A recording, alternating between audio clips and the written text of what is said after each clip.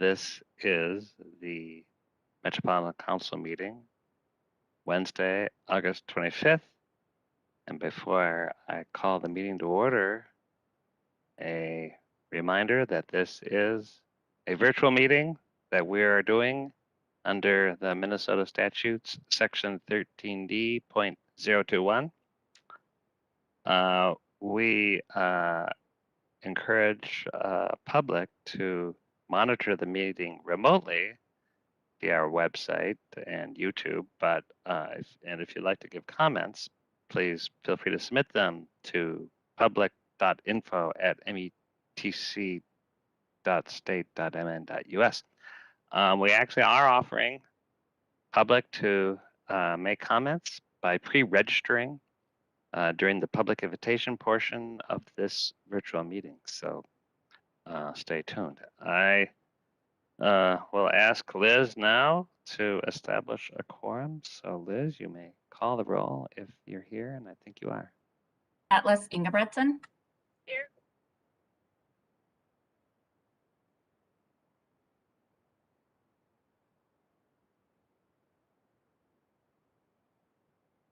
Atlas Ingebretson. Here. Oh, thank you. Now I can hear. Barber. Here. Chambliss. Here. Ferguson.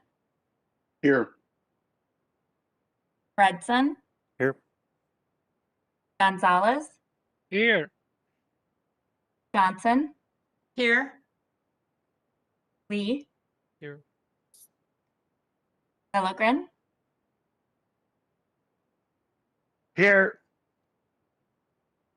Musset. Sterner. Here. Vento. Here. Wolf. Here. Zurin.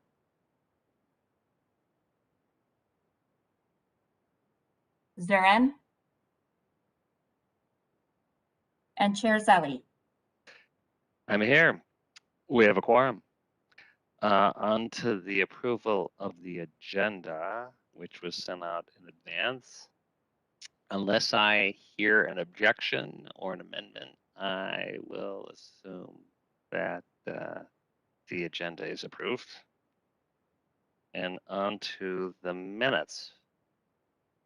Is there a motion to approve the minutes of the meeting of August 11th, 2021?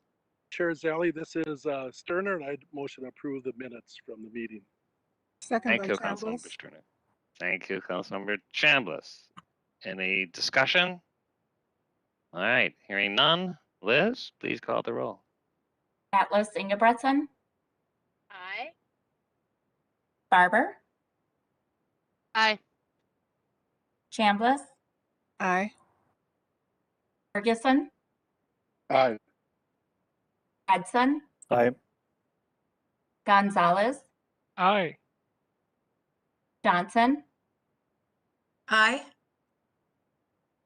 Lee. Aye. Milligren. Aye. Sterner. Aye. Vento. Aye. Wolf. Aye. And Chair Zelli. Aye, the minutes are approved. The next item of business is our public invitation, where we welcome public comment. And as of before the meeting, unless somebody has pre-registered since I've checked, we do not have any people pre-registering. But just to remind public, if you're watching, we do offer this at this virtual meeting, so please pre-register by emailing public.info@metc.state.mn.us. We'll send you, you can also just send comments or questions to that email as well, as I mentioned. We're on to a business item under the business section, and I believe that's Councilmember Ferguson. Thank you, Mr. Chair. Business item 2021-25 preliminary 2022 budget property tax levies. This is, as we said, business item 2021-205 and resolutions 2021-20 through 2021-26 that allows the council to our 2022 preliminary operating budget and set the upper limit of 2022 property tax levies. The proposed budget is consistent with the budget presented at the council meeting on August 11th, 2021. Preliminary budget authorizes an overall property tax levy of $9.5 million, which is an increase of 2%. This is the first step in council's adoption of the 2020 budget, and I will incorporate the capital budget into the unit budget along with any additional changes to the operating budget, present and adopt the 2022 public comment budget. Based on feedback we received from the public and any additional change needed, we will adopt the 22 final unit budget in December. And our finals of the council could reduce but not increase the property tax levies adopted today in the preliminary budget. Mr. Chair, Yeah. the motion is that the Metropolitan Council authorize the 2022 preliminary budget as proposed in accordance with the attached table. Thank you, Councilmember Ferguson. I think you're coming across a little garbled. It was for me, and I think. Mr. Chair, would you like me to read it? Well, let me get a sense because I heard the motion, but is there a kind of interest in hearing that? Maybe Judy, you could read it, just so we can get it clear. Yeah, if you wouldn't mind, just at least the motion. Thank you, Mr. Chair. I'm happy to second it as well, but I'll reread the motion. Again, this is business item 2021-205, preliminary 2022 budget and property tax levies. Business item 2021-205 and resolutions 2021-20 through 2021-26 allows the council to adopt our 2022 preliminary operating budget and set the upper limit of our 2022 property tax levies. The proposed budget is consistent with the budget presented at the council meeting on August 11th, 2021. The preliminary budget authorizes an overall property tax levy of $90.5 million, an increase of 2%. This is the first step in the council's adoption of a 2022 budget. In October, we will incorporate the capital budget into the unified budget, and along with any additional changes to the operating budget, present and adopt the 2022 public comment budget. Based on feedback we received from the public and any additional changes needed, we will adopt the 2022 final unified budget in December. In our final budget, the council could decide to reduce but not increase the property tax levies adopted today in the preliminary budget. And again, Council Member Ferguson's motion was that the Metropolitan Council authorize the 2022 preliminary budget as proposed and in accordance with the attached tables. And I would second that, Mr. Chair. Thank you, Councilmember Johnson, and you came in loud and clear. Appreciate that. Any discussion, questions on this item? All right, hearing none, we've had a motion and a second. So Liz, you please call the roll. Atlas Ingebretson, Aye. Barber, Aye. Chambliss, Aye. Ferguson, Aye. Fredson, Aye. Gonzalez, Aye. Johnson, Aye. Lee, Aye. Lilligren, Aye. Sterner, Aye. Bento, Aye. Wolf, Aye. and Chair Zelli. Aye. Thanks, that motion carried. We're on to the consent agenda. Can I have a motion and a second to approve the consent agenda? Turner would make a motion to approve the consent agenda. Thank you. Vento seconds. Thank you, Councilmember. Any discussion? All right, hearing none. Liz, you may call the roll. Atlas Ingebretson, Aye. Barber, Barber, Aye. Chambliss, Aye. Ferguson, Aye. Fredson, Aye. Gonzalez, Aye. Johnson, Aye. Lee, Aye. Lilligren, Aye. Sterner, Aye. Vento, Aye.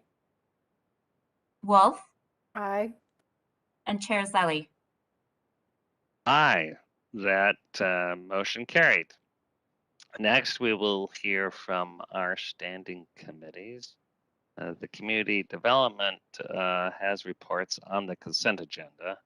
There are no reports from the Environment Committee, and Management has reports on the consent agenda, which brings us to the Transportation Committee. Councilmember Barber. Thank you, Mr. Chair. Mr. Chair, council members, business item number 2021-210 is to execute a change order for contract 15P 307A with London McCrossin Joint Venture. During initial sheet pile installation in the Kenilworth area, soil settlements occurred.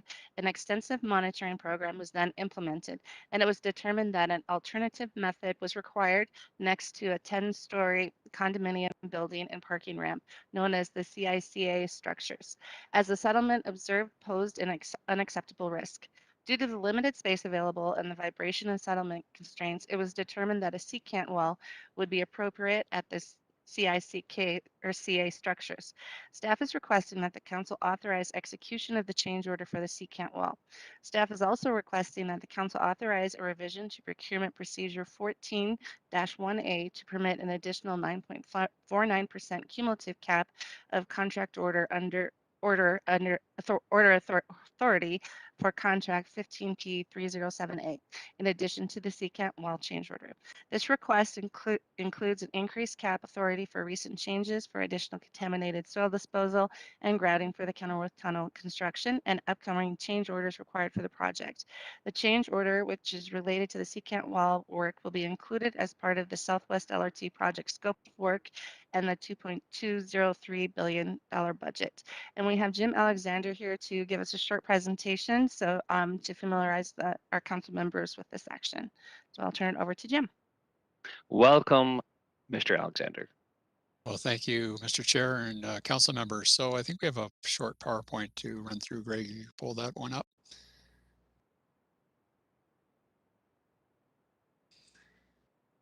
So once you go ahead and advance to the next slide there. So we have talked about this issue, these issues in the past, the challenges we've had primarily on the east end of the project.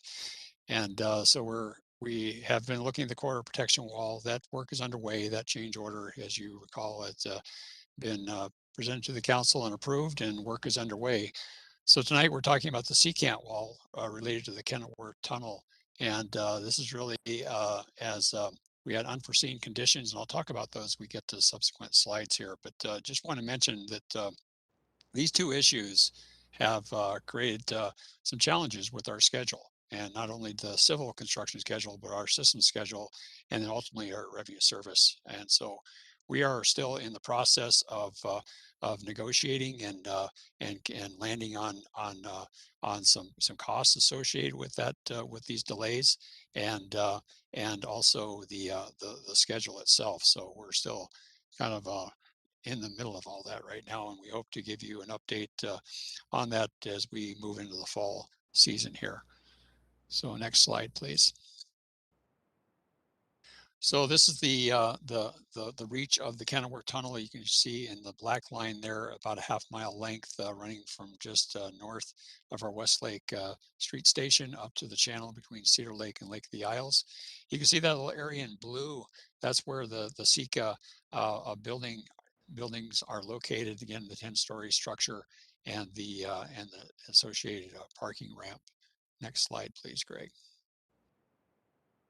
So if you look off to the left is what we originally planned, and as Councilmember Barber had mentioned, we originally had planned to do sheet piles to install what's called a supportive excavation, allow the contractor to excavate and build a tunnel. And give you an idea, this this excavation is upwards around 35 feet. It varies a little bit more, a little bit less as you move across that half mile, but it's quite a deep excavation. And so we needed a pretty stout method of supporting the soil surrounding this excavation.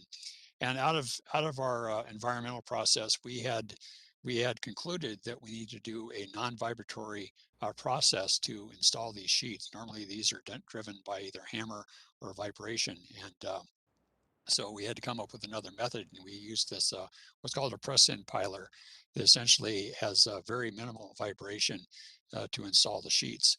Well, as we were installing those sheets, we encountered some settlement as the contractor had to get these sheets in the ground, and we actually took a pause at that time and really took an assessment of what we could do, because we knew we were going to go right next to the SECA structures.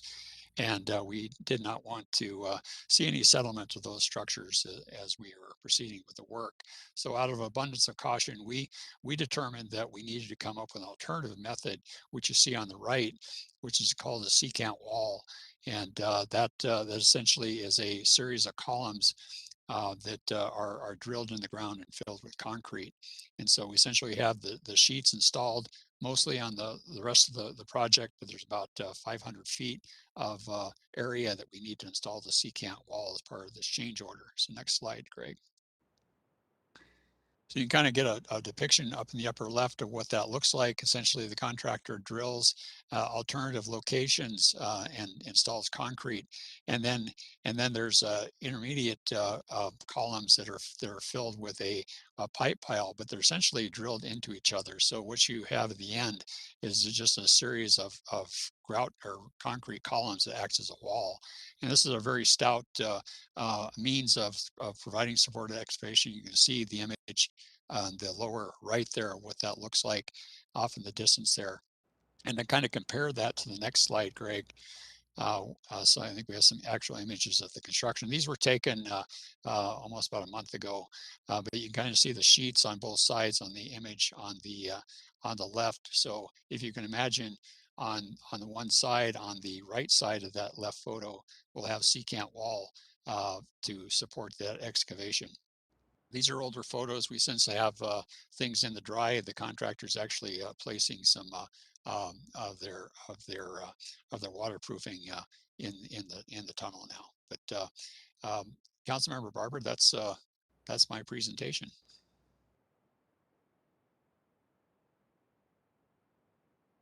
Thank you, Jim. Therefore, Mr. Chair, I move that the Metropolitan Council authorize the regional administrator through the Southwest LRT Council authorized representative to negotiate and execute a change order for contract 15P 307A with London McCrossan Joint Venture in an amount not to exceed $29,979,444.69, and that the council authorize an additional 9.49% to the 20.33 cumulative cap of change order authority under council procedure 14-1A for contract 15P 307A. Thank you, Commissioner Barber. Is there a second to that motion?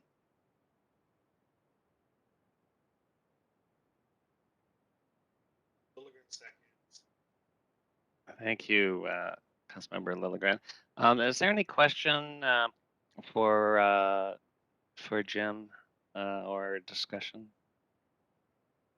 I have to say that we have really been, this is not a surprise to any of us, I think, because we've been discussing it, and it's been thoroughly analyzed, and including the engineering and the costs and the abundance of caution to ensure we're not only protecting the SECA apartments, but also really the neighborhood and the integrity of the project. So it's the right thing to do, even though it comes at great cost to both the re-engineering, but also the schedule. But as we've really concluded, and I really support the project team, they've done a really good job at being thorough, at getting outside consultants to look, and a way to actually get the best value. And it's always the right thing to do the right thing, even though it's going to be a delay. So, any other questions? All right, hearing none, Liz, you may call the roll. Atlas Ingebretson, Aye. Barber, Aye. Chambliss, Aye. Ferguson, Aye. Redson, Aye. Gonzalez, Aye. Johnson. Aye. Johnson. Oh, thank you. Lee. Aye. Lilligren.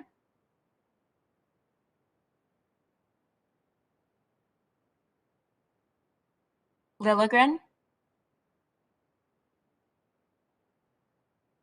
Aye. Sterner. Aye. Vento. Aye. Wolf. Aye. And Chair Zelli. Aye, that motion carried. So our final item is an information item from the Metro HRA Annual Public Housing Agency Plan. And we're going to hear from Terry Smith, who is an expert on all things in this area. So welcome, Terry. Thank you, Mr. Chair and committee members. Thanks for having me. My name is Terry Smith. I'm the director of the Council's Housing and Redevelopment Authority, and I'm happy to be here tonight with you. I'll be sharing an information item on the Metro HRA's Public Housing Agency Plan. And I think Greg's going to pull up a little PowerPoint for me. We've had several discussions on this topic at the Community Development Committee level. There has been some press on one of the issues in the plan and one of the proposed changes. There have been some public comments, and so there was a request to come to the full council with this item. So I'm happy to share this with you today. I'm going to keep it pretty high level. And if any of you, after this presentation, certainly I'll answer questions tonight. But if any of you want a deeper dive at a later date on some of these topics, I'm happy to provide that as well. So with that, next slide, please, Greg. So the Public Housing Agency Plan is a document that's required by the U.S. Department of Housing and Urban Development for all agencies and housing authorities that are either administering a housing choice voucher program or a public housing program. And as you all know, the council administers the largest Section 8 housing choice voucher program in the state of Minnesota. The document serves as a guide and informs HUD, our funder, program participants, and the general public of the Metro HRA's mission for serving the needs of low-income families in the region. Next slide, please. So there are two parts to the Public Housing Agency Plan. One is a 5-year plan, and that's a more detailed version that's submitted every 5th year. That document is currently approved and it's posted on the website for the period of 2020 through 2024. And the purpose of this document is really to provide the long-range goals for meeting the needs of low-income persons in the region and the programs that we will operate to meet the needs of low-income persons in the region. Next slide, please. The second part of the annual plan process is an annual plan. And this is a document that's submitted each year. We make revisions each year and submit them to HUD. It's the subject of the public hearing that's public comment period that's open right now. And it provides strategies for meeting the housing needs in the coming year. Communicates the elements of the plan that have been updated or revised since the last revision for the year 2021, the current year. Next slide, please. The Housing Choice Voucher Administrative Plan is our main policy document, and it becomes a supporting document and attachment to the PHA plan. This is our primary policy document that all staff use to ensure consistent application of the program rules and informs the public of the programs that we will operate and how we will operate them. It contains mandatory policies that are laid out in federal regulation and also contains discretionary policies. And this document is also currently available for public review. Next slide, please. So we proposed some administrative plan revisions this year. The first two are targeted funding program growth. So we're adding 2 programs to our portfolio. One is the Foster Youth to Independence. So these are federal housing vouchers that will serve youth that are aging out of foster care and experiencing homelessness or at risk of homelessness. And the second one is a pool of emergency housing vouchers we just received from the U.S. Department of Housing and Urban Development. We received 218 of them, and those are coming out of the American Rescue Plan, and they will serve people experiencing homelessness, at risk of homelessness, recently homeless, or fleeing domestic violence. There doesn't seem to be any controversial parts of those two areas of the administrative plan. We also have just updated some general language and policy revisions based on federal rule changes, for example, and provide some simplifying and clarifying language to various areas of the plan. We've also proposed some changes to the project-based voucher offer and award criteria, and this is the part I'm going to focus on most today because it's the portion that has received the most attention and has received some public comment. Next slide, please. So to sort of ground us in this conversation, the Metro HRA operates 6,872 housing choice vouchers. The majority of these are attached to a tenant, so it's attached to a person. They move place to place, unit to unit with the tenant, and then the housing authority pays a portion of the rent and the tenant pays 30% of their income towards rent. HUD allows agencies to project base up to 20% of the voucher, so up to 20% of the 6,872. Currently, Metro HRA has project-based vouchers tied to 970 units in the region, and that includes 55 developments and 33 different communities. We have about 14% of our vouchers attached to specific units within buildings and communities. Next slide, please. So as I indicated, we've awarded 970 total project-based vouchers since the inception of the program way back in 1993. This chart shows, the number of vouchers or project-based vouchers that have been offered and awarded in certain years. I want to point out the three highest bars, so 2009, 2015, and 2018 were all anomaly years where project-based vouchers were awarded through direct HUD award of new vouchers. So for projects that have opted out of long-term federal contracts, for example. So these were not awarded through an RFP process through the Metro HRA, but awarded directly from HUD. So the largest single year of project-based voucher offer and award was in 2020. That's where we issued an RFP. We awarded 85 vouchers to 7 projects in 2020. So the largest award that we've ever made. And these are important projects that serve a variety of purposes. In fact, one of the developers that received the largest number of vouchers, 50 vouchers, was a faith development company. And that same developer is the one, along with their affiliates, that are submitting public comments on the project-based voucher program. Next slide, please.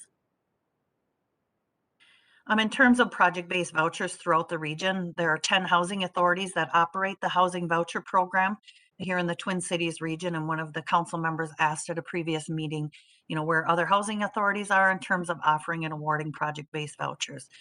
So this chart represents every housing authority in the region, the number of vouchers that they have, the number of project-based vouchers that they have, and then the percentage of their portfolio that's tied to project-based vouchers.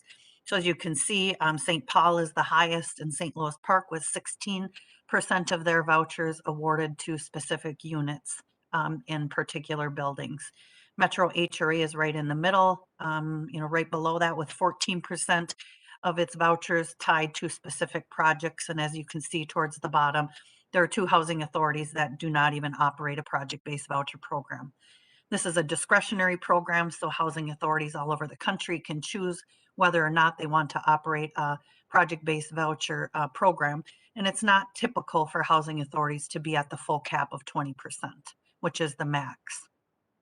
There are some certain circumstances where we would be able to go up to 30%, project basing 30% of our vouchers for certain types of projects, but our current policy approval is up to 20%. Next slide, please. So we consider many things and many variables when we're determining whether or not to offer project-based vouchers in a given year.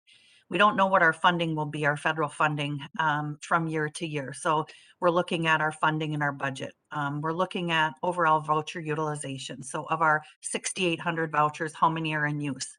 How many do we project are going to turn over each month? We have a certain number of vouchers that have regular turnover every single month. Used to be about 75 vouchers that turn over every month, and now we're less than 50. I think the economy and the pandemic and those types of things have reduced the number of vouchers that turn over. And in a few slides, I'm going to talk about the many purposes that those turnover vouchers have to serve. We look at balancing project-based voucher and waiting list admissions. So most of the projects that we currently have that are project-based voucher projects, many of them have supportive service components and are filled either through direct referrals from service providers or through a county coordinated assessment and entry system. So the applicants for those units do not come from the waiting list. You may recall that we opened our waiting list last for the housing voucher program in 2019. And during that opening, we opened for 1 week and we received 17,400 application requests. And from that, we randomly placed 2,000 on the waiting list. So you can do the math, but that means 15,400 people did not even get put on the list. And that list has been moving very slow since then. Although we've recently done some waiting list selections, we hadn't hardly done so in the last 2 years. So we still had, at the beginning of 2021, we still had 1,900 families on that waiting list that we established in 2000. So it's been very slow moving. So one of our goals is to serve some of the waiting list applicants. Next slide, please. So some additional considerations when we're talking about awarding and offering project-based vouchers. They take up considerable staffing capacity.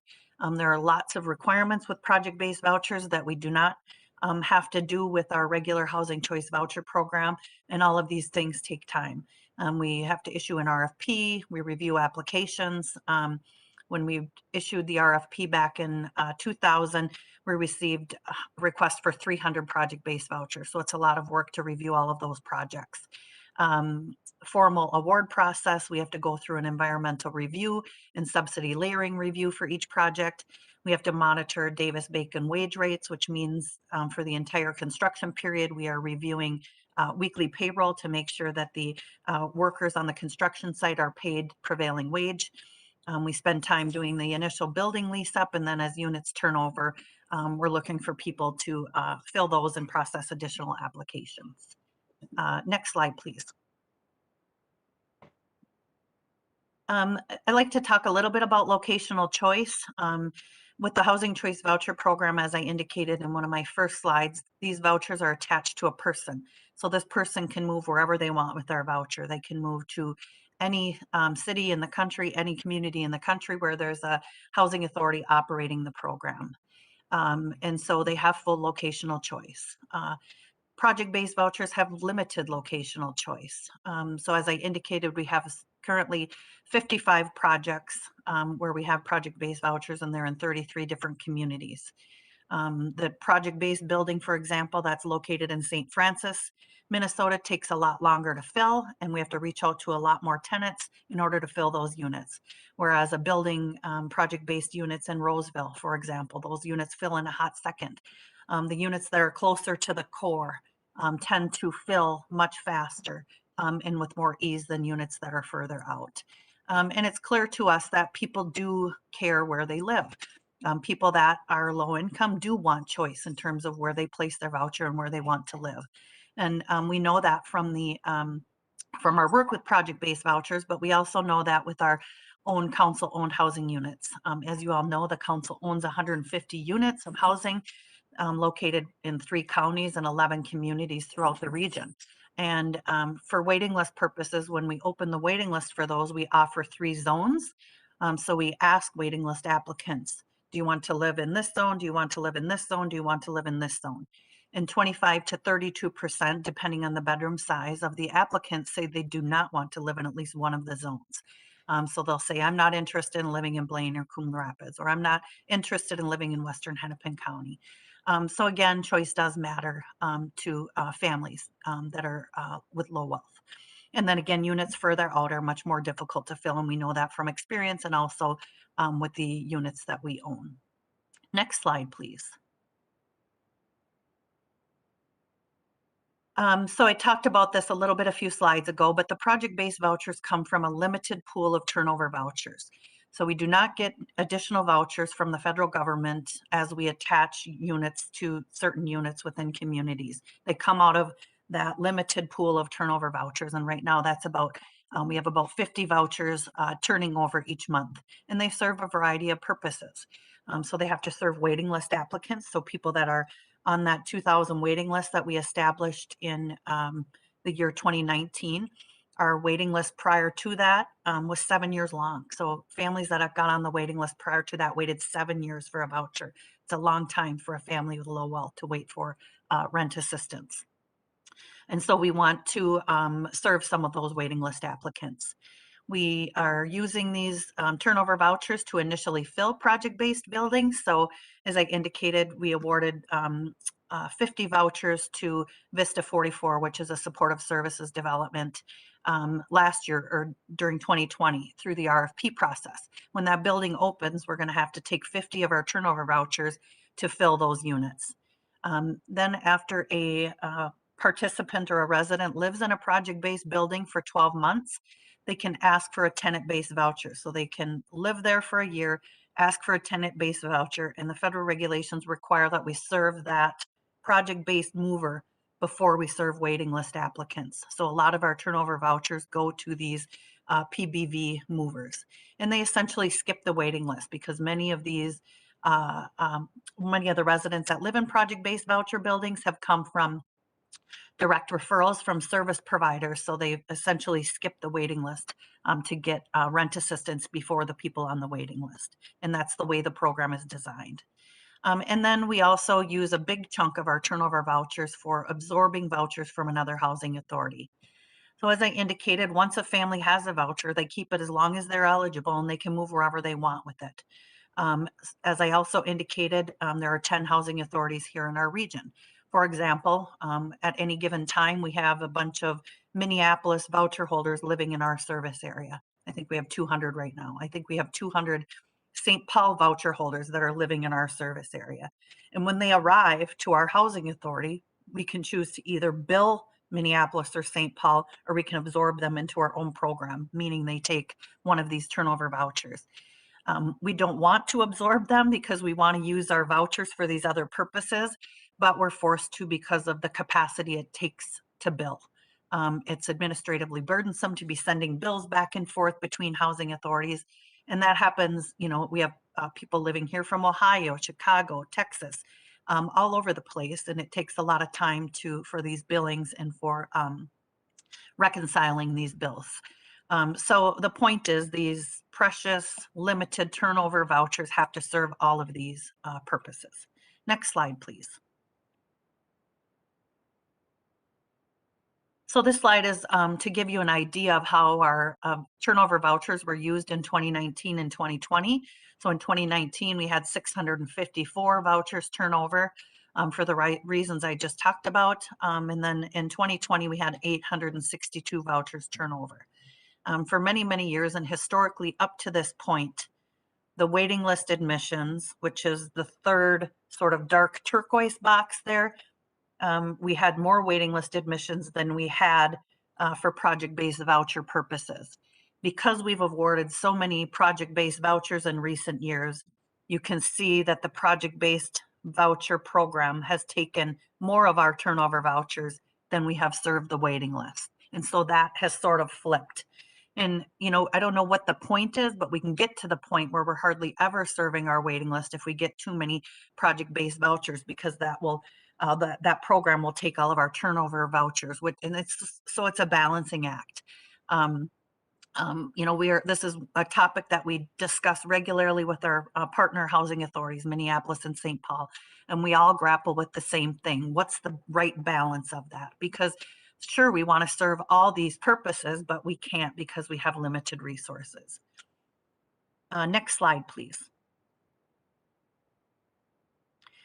So in terms of the project-based voucher policy revisions in that policy document, hopefully you had a chance to take a look at the language changes that was in the business item, but we added some clarifying language to provide transparency to the PBV offer and award process.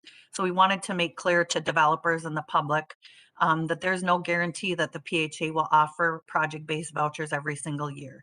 There are a number of things that we look at and variables that we look at when determining whether to issue project-based vouchers. And we've done so the last 7 years. And we've awarded so many that I think that's what's sort of caused the flip in not serving our waiting list and serving more project-based vouchers for our turnover vouchers. So we wanted to be clear to developers that there's no guarantee that we will offer every single year. And again, we don't know what our turnover is going to be in a given year. We don't know what our funding is going to be.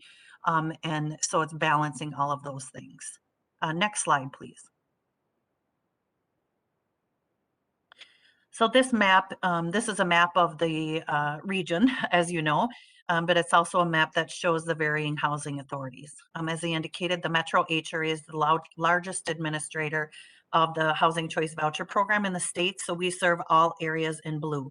So that's all of Carver County, all of Anoka County, and then suburban Hennepin and Ramsey. All the areas in white have their own housing authority and their own voucher program. So St. Paul, Minneapolis, Scott County, Dakota County, Washington County, etc. And we've added some policy language into our administrative plan document this year proposed that says that Metro HRA will prioritize project-based voucher projects, that's kind of a tongue twister, in its own operating area prior to considering projects out of its jurisdiction. Project-based vouchers have become incredibly competitive over the last couple of years. And so it's important that we serve our own service area, and these other agencies and these other areas exist for a reason. They have their own voucher programs. We are, however, the largest administrator. So we have 6,800 vouchers, where Scott County has 400 vouchers. Dakota County has 2,300. Washington County has less than 200. I forget their exact number, but so there are varying numbers of vouchers administered by these agencies. Next slide, please. So we're in the public comment period. So the 2022 Public Housing Agency Plan, as well as the administrative plan, is currently posted for public comment. We're accepting public comments through August 31st. We had a public hearing on August 16th at the Community Development Committee meeting. At that meeting, we had three verbal commentaries. They were all from one faith-based developer or affiliates of one faith-based developer. And then we've received, well, I submitted this PowerPoint on Friday, and we at that point had 23 written comments. We now have 84. And the 84 comments are all from this affiliates of this same faith-based developer that wants project-based vouchers. And what they want us to do is change our policy document, our administrative plan, to say that we will commit to awarding project-based vouchers every year. And in my opinion, that's not a possibility because we don't know whether we will have the funds to do so. There isn't an agency, a housing authority in the country that has that much detail in their policy document, just because there's all these moving pieces that play into that.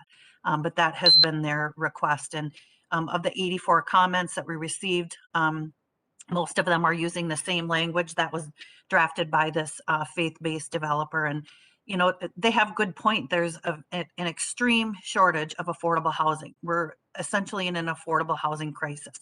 Families with low incomes cannot find affordable units to live in. Waiting lists are long, waiting lists are closed, and it's really, really tough.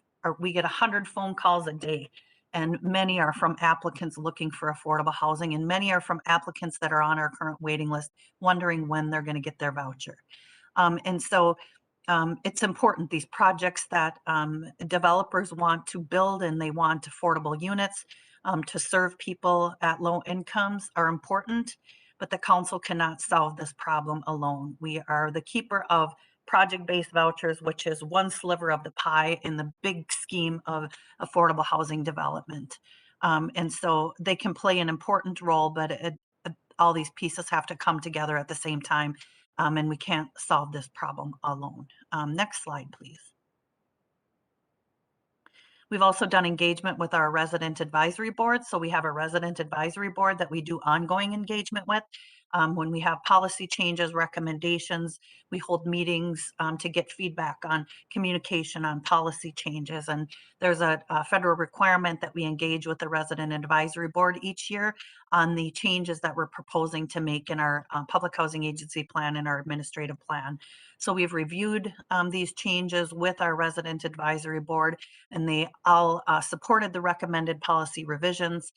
We did some surveying during our virtual meeting with them, and 9 out of 9 of the members want to see vouchers issued to the waiting list applicants that have been waiting for vouchers and that even have a hard time getting on these waiting lists versus awarding to new project-based voucher projects. Next slide, please. So here's the timeline, most of which we are through, but on an ongoing basis, we're always engaging with our key stakeholders. That includes, we have landlord focus groups where we talk about these items with. We have our resident advisory board that we engage with on a regular basis. We're always looking at making changes to make our programs better, more efficient for the families that we serve. We established our public hearing date with you all back in June. In June and July, we hosted our resident advisory board meetings. August 16th, we had our public hearing. Now during August and September, we'll be looking at the comments that are being made from the public about our, in this case, mainly our administrative plan. And then we will make any revisions based on the comments we receive. And the purpose of this information item is really to have a discussion with you all and set this item up for when we will come back for final approval on September 7th to the Community Development Committee and September 22nd to the full council. And with that, Mr. Chair, I'm happy to answer any questions you all have. Thank you so much, Terry. And this is really a thorough explanation. And I think it's really helpful for so many of us. I see 2 hands, questions. Riva, why don't you go ahead, and then Sue Vento follow. Go ahead. Sure. Thank you for this presentation. I'm very glad that we had engagement for this plan, and I think we could get more engagement and more diverse engagement. Very important for us to engage and communicate with the EAC Committee of Metropolitan Council, as well as the community. Getting more information helps us to come up with additional solutions, especially when it comes from the communities that are impacted. I think it's very important to be very creative in how we address these very difficult issues with our resources, both with staff and with the voucher funding and limitations that we have on that. I'm wondering if, I know that we're saying there is no statute or guarantee for annual distribution of project-based vouchers. Would there be benefit to putting a hold for less than a year on project-based vouchers? I'm not sure what the cycle is, but that's one of those, creative conversations that we might want to look at is, would there be some relief to staff capacity for distribution and review if we put a hold on issuing vouchers for a shorter time period? Let's say we put the hold for 6 months to 8 months, for example, instead of a year. Perhaps we can, think about that. I'd like to hear what the pros and the cons for a shorter waiting period would be, hold period, I should say. Mr. Terry? Chair, if I may, and Council Member Chambliss, so the cycle is typically, and we've heard this from the development community, their preference is for us to issue an RFP at the beginning of a year so they can have their project-based voucher sort of preliminary award in their pocket when they go into Minnesota Housing to get other funding for affordable housing development, like tax credits primarily. So if they agree to serve the lower income bracket and go in with project-based vouchers, they can get points on their tax credit application. But, that's sort of, that process, there aren't enough tax credits to go around too. So it doesn't mean that every project that gets project-based vouchers are going to get their tax credits because there aren't enough to go around. So that has typically been our cycle. We've either advertised availability in conjunction with Minnesota Housing and put the project-based vouchers right in that consolidated RFP process, or 2020 was the first year where we offered them in advance at the request of the development community, so they went in for those points. So it's sort of a yearly cycle, and it takes a long time for projects to get off the ground. The projects that we awarded in 2020, well, they ended up getting awarded like January 2021, but those projects haven't even broke ground yet. So, it takes a long time for this to cycle through. So it's sort of an annual process. Go ahead, Sue. And then we also have Robert and Judy with their hands up. So, Sue Well, Bento. Thank you, Mr. Chair. First of all, Terry, I want to just thank you and Stephanie and your entire team for all of the work that you do on this. Those of us who serve on the Community Development Committee have the benefit of your regular presentations to us, and we've learned so much from you about this issue and all of the challenges that are faced when it comes to affordable housing and meeting all the hurdles that exist out there, particularly those that come from the federal government. I kind of have an off the wall thought, and you don't have to respond to it tonight, but I'm interested in us thinking about the possibility of somehow being able to convene a conversation that includes the whole region, all of the HRAs in the region, plus HUD, to take a look at how we might look at novel ways of dealing with this issue. Because I find it hard to believe that we're the only ones facing this kind of pressure. And with the hopefully sometime in my lifetime post-pandemic period occurring, and I say that with tongue in cheek, but also with a desire to pick up a rosary bead. Post-pandemic, it will be interesting to see how everything shakes down. I'm particularly concerned about the next few months and what's going to happen in terms of housing. But I'd just like to put that out there for us to think about. Perhaps we could be a pilot project for the feds to take a look at how we could do this differently. And perhaps we'd find out there isn't a way to do it differently, but I keep feeling like we're in the middle of a which comes first, the chicken or the egg sort of quagmire. And it gets hard to wrap your head around it. So just a thought.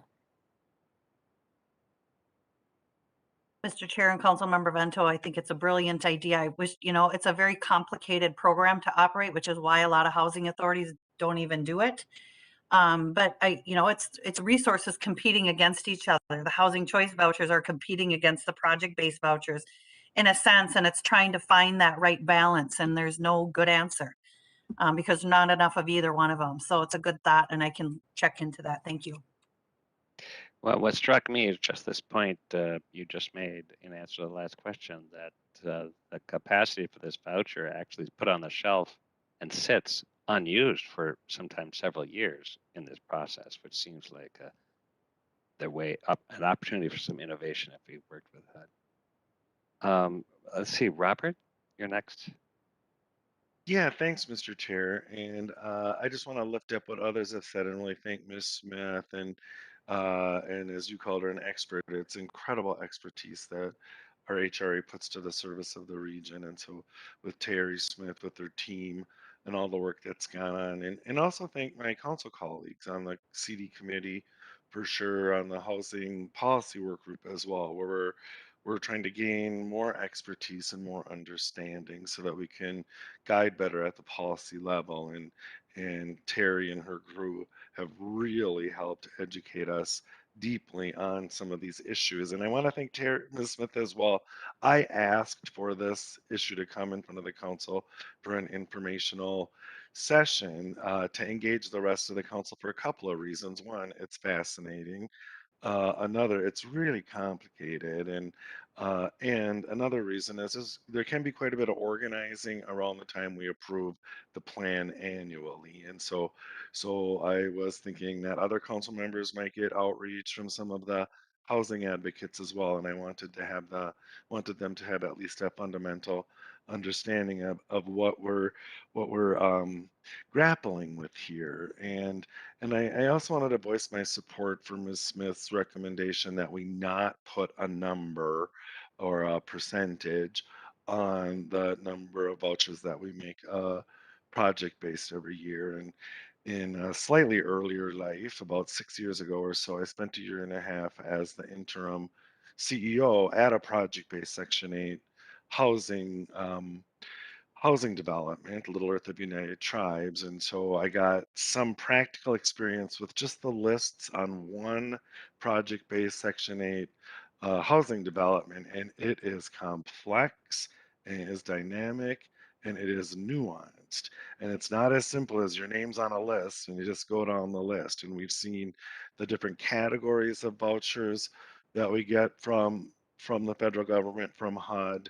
The people sort of fall into different places on them, and that may mean where their turn may come up, and then as Councilmember Bento and Ms. Smith have discussed, there's the other tools, right, in our environment that are also nuanced, dynamic, interrelated, and I think that it would be a mistake from the policy level to start putting our best thinking on how many project-based vouchers we should issue in a year, because our staff needs to have the ability to respond to a very fluid environment. And so I'm supportive of the staff recommendation in this plan and as we go forward. And I look forward to engaging with the advocates in the community, the housing developers, and also with Councilmember Chambliss's leadership on the um, housing policy uh, housing policy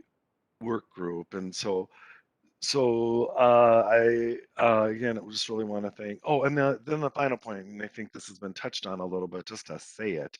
The issue here is that we don't have enough production in the most affordable part of the housing spectrum in our region. There's economic reasons for that. There's limited resources and uh, as well, and so that's for me that's just kind of the bigger problem. And we're talking about the project-based voucher program right now, but a bigger question is how do we, with the resources of the Met Council, encourage more production at the most affordable end um, of the housing spectrum when we see that the market isn't going to do that. And so those are questions that we'll continue to grapple with. But I just really want to thank Terry and her team for all of their work.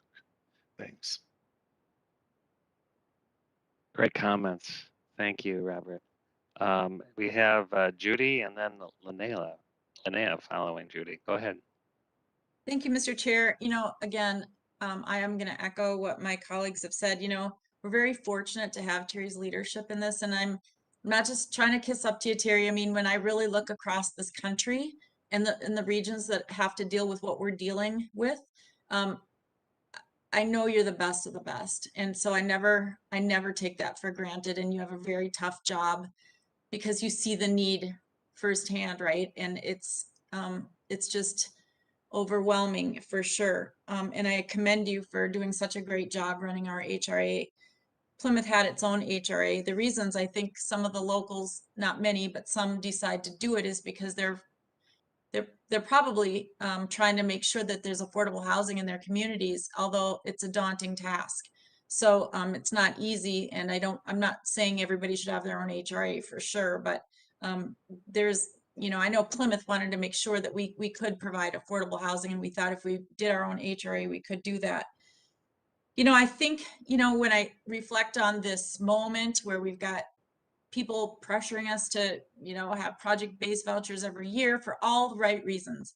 So when we have developers come before us, I look at them as speaking about people who have not yet moved into these apartment homes, right? So there's voice that's broader than their own, right? They are thinking about the people that they serve and they're trying to address the need, just like we're doing on the waiting list. So I commend everybody who shows up trying to solve the problem. And I think in my mind, Councilmember Lilligren, that's why I think just for me, and there has to be a balance. I'm not going against necessarily what we're talking about today, but for me, that's why I get excited, because this helps production. Now, is it perfect? No, because as Ms. Smith says, the folks that typically go into the project-based vouchers come off of other lists or avenues to get into those special services and through the county, coordinated entry and all of that. But for me, it's at least, we've got permanent affordable housing that's hitting the market, right? And at that most affordable rate. I think for the 2020 situation that we found ourselves in, where, A+ for 85 vouchers that were awarded, I mean, that's huge. And I think maybe it partly, at least for me, as I heard about this program, it was coming to CDC last year, I was excited because we were coming in ahead of them going to Minnesota Housing, which kind of helped them, show that they've got a preconditioned approval of a voucher, which might help them get points. But even with that said, Ms. Smith is right. You don't always get one on your first try. Sometimes it takes 2 and 3 tries before you'll get your vouchers to get your tax credits. But I think part of it might have just been that we set up to 200 vouchers. And I think that might have been the number that people, were extra excited about. And maybe when we only, and I shouldn't say only, when we offered that wonderful number of 85, I think there were those thinking, well, gosh, maybe we could still figure out a way to move up to that 200 mark that we ourselves had put out there as the number. So in part, it could have just been managing some expectations around that. And for the projects that didn't make it on the last round with Minnesota Housing, I think there was the hope that some of the projects that were in line that were very close could hopefully come back in this year or that second year to just push it across the finish line. And also, many of these developers, yes, it's helping them if they get a project-based voucher, preconditioned or whatever, to secure points, but also that works. Sorry, always bad timing on these. Sorry about that. But they take them to the local units of government or other places too to find funding. So it's definitely useful in those other areas. As I've always said, there's a bunch of gaps in funding. And Ms. Smith is right. We are not going to be the magic wand, one size fits all solution here. It's going to come in many, many ways, forms, and phases. So I think that could have been certainly part of it, thinking there might be some additional vouchers that we could award in a subsequent year. And I don't know this, and I can take it offline. We have, our own applicants on the waiting list, and I wish, just like all of you, we could solve and get them all filled. But with about the 15,000 that didn't even hit the waiting list, I have to believe that some of those are going to get into a project-based voucher home through coordinated entry or some other special services program. That's who project-based vouchers, I think, in some ways trying to also serve, the ones that probably didn't make our waiting list. So, I want to keep that in mind. Just speaking of a couple of projects, so for Vista 44, it was great that we got to give those vouchers to Vista 44. That was a big deal. So, when we do get them out there, that's a big deal, and I'm really proud of it. Talking about possibly not working with local HRAs because we have to serve the Metro HRA going forward, I get that. I do get that. But I would say for Cranberry Ridge, which was a deeply affordable, hard-fought development that is under construction right now, and again, in a suburban community where it took us quite a ways to get that approved, just because of the difficulty of the site and everything needed. But those project-based vouchers that came in addition to Plymouth's HRA vouchers, made it happen. So just remember that sometimes that's part of that unique partnership where we can flex and work together. And it isn't to take away from another community, but my God, to get, I don't know, I think it was maybe 64 units at 30% or less AMI, in the Plymouth community was a big deal. And I know we were super grateful to Metro HRA for that. I think it actually happened on the backside when I was on the council, but our community was grateful for that. And so I guess, I think as we go forward, there's a couple of things I keep hearing, you know, the administrative burdens. Now, it's not just for the project-based vouchers. I mean, our staff is going above and beyond the call of duty, but if we need more staff to help us in whatever it is, I want to know about that. And I want to try to alleviate that. And as far as, Charlie, to your point, Mr. Chair, to your point, you know, those, if we do award a project-based voucher, and of course it takes a couple of years to get the development up and, you know, get a ribbon cutting and people moving in, it'd be nice if we could, you know, anticipate future vouchers coming online and we would take from those rather than just having vouchers sit unused on the shelf, so to speak. So I guess all in all, I'm just trying to say, you know, I don't want to be, I really don't want to be too prescriptive where we say we won't do something for sure, or, you know, we will. I'm not sure why last year we thought going up to 200 was a good idea, and this year it seems like we're really pulling back. I don't know if there was a big movement between the 2 years and what we're trying to do. The waiting list has been there and will continue to be there. So I guess I was really excited to move in that direction, and we'll be very patient on this because that's what this is all going to require for all of us. So I think for me, you know, I can see where we're at.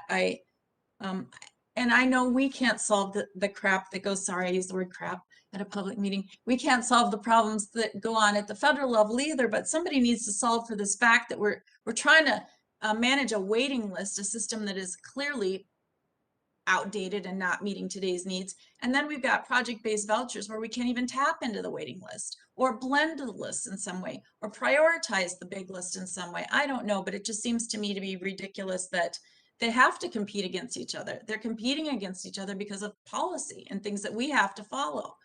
So if there is an opportunity to Councilmember Chambliss's idea of, you know, how can we innovate and be a pilot project for something? I don't know, for goodness sake. And I mentioned this at the CDC, you know, and I still have to reach out to our congressman, but some of us, you know, when we were newer to this council, we reached out to our Congress people and told them, you know, what we are going through. And Terry was great. It's still August. It's you know, affordable housing, whatever the term was, you know, this is the month where we need to let Congress know what's going on. So that's who's going to help us solve this. And we need to get our Congress people out on the ground in these units, in these situations, hearing from people on the waiting list, hearing from the developers. They need to know what crisis we're facing. And you're right, Councilmember Vento. The off-ramp is coming and it won't last for long. And there's going to be a whole bunch more people finding themselves that haven't been able to get through COVID that well, and without the moratoriums would be probably homeless right now. So I'm very afraid for that. So if anybody wants to join me, and maybe we have, you know, thinking about who should we convene for meetings, you know, maybe we call some of our Congress people in and we have a summit here, you know, within our region about what the needs are, and get our federal people on the ball. I love that the feds were out on our light rail lines and we kind of convened that. I mean, how great to say that we're forward leaning in all of this and we can be an example. Well, you know, I think we've got enough energy here around the problem that we should probably hold our federal representatives' feet to the fire as well. So now I'm on a soapbox. I apologize. So I guess with that, the only last thing I want to say is it's probably true that you know, some of the far-flung suburban projects that get vouchers might be less desirable if people need to stay in the inner core. But let me remind everybody here, there's a lot of pressure on the suburbs to keep providing affordable housing, and project-based vouchers happens to be one of the ways that we can do it.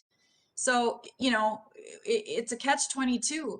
You know, you want the vouchers, but then at the same time, is that where people want to live? Well, I hope so, because if that's not the case, I don't know what we're doing.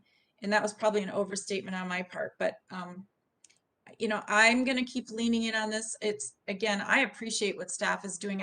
I'm not disagreeing with it, but for me, I think where people found themselves caught last year was in the up to 200 vouchers, and then not being able to come back. So as we move forward, I know Ms. Smith has mentioned this too, that we learn along the way.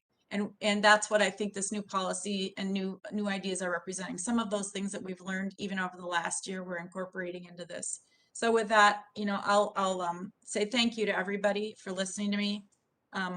It's really one of the reasons I ran, or not, I didn't run. I didn't have to get elected to this, but what I really wanted to be on the Met Council and be appointed, and I love working with all of you, and I really appreciate staff, but I'm going to keep pushing for whatever it is we need on every front. So thank you very much, Mr. Chair. Thank you, Trudy, and I really appreciate both your expertise and your passion, and that really speaks to a lot of the we keep saying expertise, but really kind of experience we have really around this table, both within staff and among council members. Linnea, I know you had your hand Yeah, I'll be brief, but that doesn't mean I don't care. up. I just want to say, I totally support the plan and Terry Smith, what you shared today, and really appreciated, Robert, you bringing it back forward for the broader council to hear. I think that was right on and good timing. There is a certain amount of privilege that shows up in times when certain populations can advocate in ways that can be given hierarchy. So I also am really grateful that we have a hierarchy that we have to balance, because we realize our system is great at hearing from certain populations, and certain populations are great at talking to our system. But I want to recognize that it wasn't, it was within the time of this council and recommendations of this council that we have an advisory committee. So it's awesome that you got the chance to use it in multiple ways. I hope, Terry, I'd like to hear it, but I hope, at that time you're probably like, one more thing for us to do. But man, how powerful is it to hear that you're talking directly to residents impacted by this? So I just want to say, kudos to the council members who were part of encouraging us to take that step. I know a number of us were.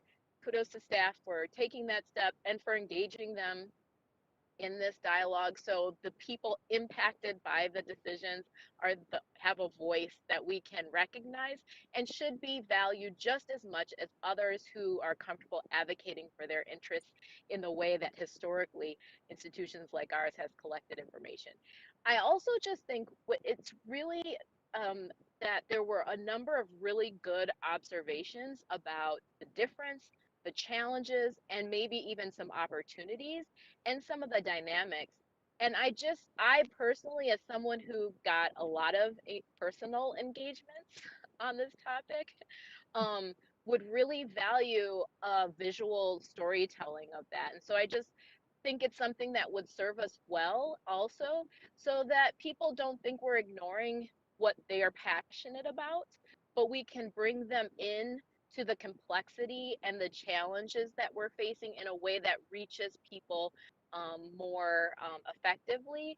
And I think infographic, I just visualized a bunch of visualizations of the lived experience that Ms. Smith shared with us about everything from where people are comfortable living versus not, to the challenges of the competing interests, and that visual image in my mind of 17,000, wanting to get on the list, and 2,000 getting in, 15,000, right? Like that is, and that we're not touching it for 2 years. So I also, last point is that really support the idea of not being over prescriptive at this time, for sure, as there are things that we have to be able to be flexible and responsive to. And I think that the difference between last year and this year is because we're being responsive to the situation that's in front of us right now and some of the dynamics on the ground. And I think that that's important to maintain and do. So thanks, and would love to see that kind of information if possible. Great conversation and wonderful comments, everybody. And this is a gnarly issue, but it's so important, and it really underscores what I think we've all been saying, and that is there's a housing crisis, and having affordable housing is one of our kind of overall goals. So I really echo Councilmember Johnson, who says, you know, we're not done talking about the larger issue, which is really, really key. Any other last comments? Sue, you had something. I don't know. I'm not hearing you. You might be on mute. Oh. The pandemic can't end until I learn how to use the mute. There you go.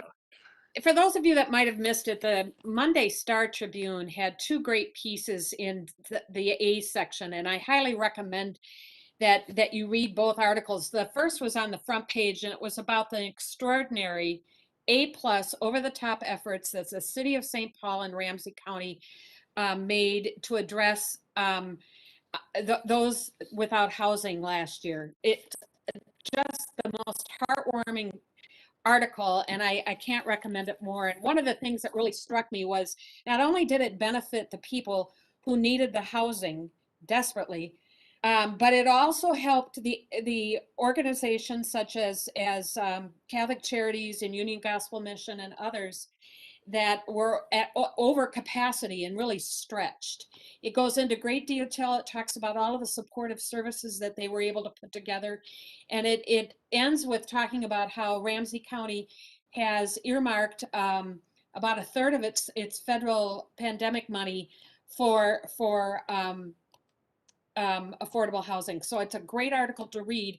And then further inside on the opinion page, there's a terrific column about that kind of challenges our thinking. It's a counterpoint to a previous column about local housing solutions. And it includes leaders from 4 organizations, and it makes the pitch that local housing solutions are best addressed by cities. And I think whether it's our city leaders or our county leaders, to the extent that we can engage them in these conversations, I think it'll be really beneficial. So I just wanted to toss that out there. I highly recommend these articles. Great, thank you, Sue. Any other comments on this issue? Well, Terry, you have a fan club here, but know that you're really explaining something and come with some pretty thoughtful recommendations. And I've had this conversation with you just one-on-one, so I'm gradually sinking in the complexity and how important it is. We're focusing on what we need to do the best good, knowing that there isn't any one right answer. So this to be continued. I know that this is not up for any vote now, but it is going to be coming up, and we'll all hear from advocates and others. Any other final commentary do you want to leave us with? Mr. Chair, thank you so much. All the comments are helpful. I did want to just clarify one thing. When we award project-based vouchers, all the vouchers are still in use. They're not really sitting on the shelf. We're Okay, using that's those helpful. I said that. Yeah.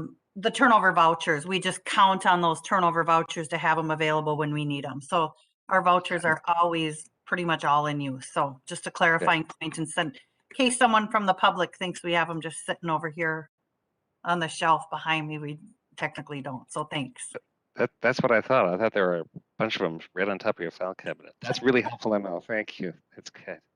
All right, still complex. Well, all right, thanks everyone for this great conversation, and Terry especially, I really appreciate it. And to be continued, I know we're going to continue talking about it. I really appreciate we're doing that here in a council meeting. That brings us to the end of our meeting. We have opportunity for some reports. I'll just briefly say a hats off to the Met Transit staff, and there's almost too many to mention. Wes's group, Judd, others who helped facilitate a hearing yesterday with Senator Smith, who is the chair of the subcommittee, Housing, Transportation, Community Development. So interesting that she actually chairs this subcommittee of the ranking for the Banking, Housing, and Urban Affairs Committee. And you know, it's not just transit, it's housing too. So well, it's really good to have a friend in Senator Smith, and we might actually have more to talk to her about. But yesterday's hearing, a field hearing, the first time in 7 years, there was a field hearing for this committee to talk about Minnesota transit, and we had the administrator, the federal transit administrator, Nuria tremendous there, and it was really great energy, and we got to tell our story as well as others in the region tell the story, the importance of transit, all the projects we have that we're either deeply engaged with the FDA or going to be.